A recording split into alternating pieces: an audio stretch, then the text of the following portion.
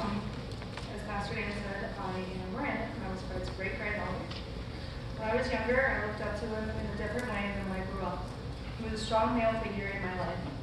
I was lucky enough to have my father and my grandfather, as well as my great-grandfather. When I was growing up, I got to go over to Papa's house for a weekend every so often. When I was there, in the little house of White House of Bayard Road, I knew nothing but smiles and laughter. I learned how to play pool, and my great-grandfather taught me how to shoot a basketball properly, and how to swing on a swing set. I'm 21, and I still love to swing. Maybe subconsciously because it reminds me of him. He sat in the TV room watching baseball in his recliner, and sometimes he would fall asleep, even though he denied that he fell asleep. We would go to McDonald's after Big Lots, and he would always get a warm apple pie. When Sunday came around, that's where I saw him thrive. He was truly a man of God. I remember Saturday night he would be in the kitchen, sitting at the table, looking over his notes for the Sunday school class that he taught. I always got upset that I couldn't sit in his class, but he always promised that I would have fun in my Sunday school, and he never lied. Although I do wish I got to sit in at least one of his classes. Everyone gave him such high praise for the way he taught them. My great-grandfather's faith in God was something that was ever present in our lives. Every holiday, we would all be gathered around the table and we prayed over the meal.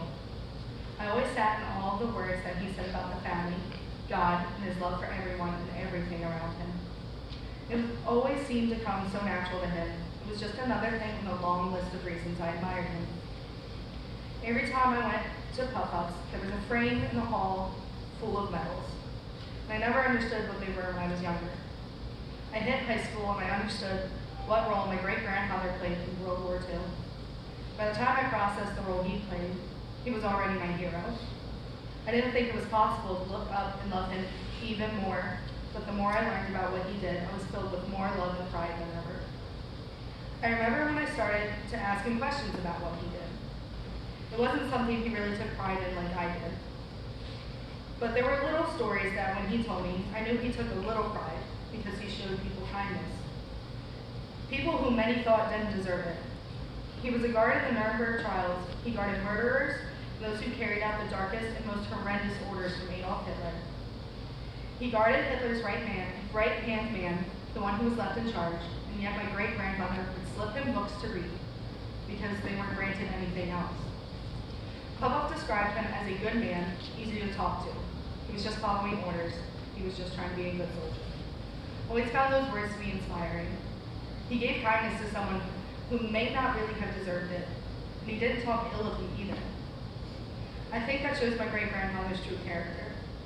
He had a purple heart for shielding his partner from artillery shells, and he told me that they didn't expect him to survive. But he did, despite the doubts of his medical professionals. I ended up writing 2 of my biggest assignments in college about him because of his amazing story. I wanted the world to see him the way my family and I saw him. I work at a summer camp, and there we have this thing called lollipop moments. And what that means is there was a moment in which someone affected your life in a positive way.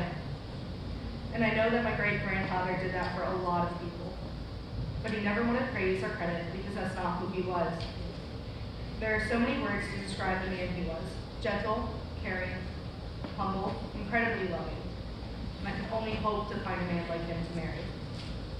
It's hard to say goodbye to someone who's impacted your life in so many ways. And I don't think there's enough time in the world to give him the credit he deserves, or even enough words to wish him goodbye properly. But I know that this would be perfect to him. Thank you all for being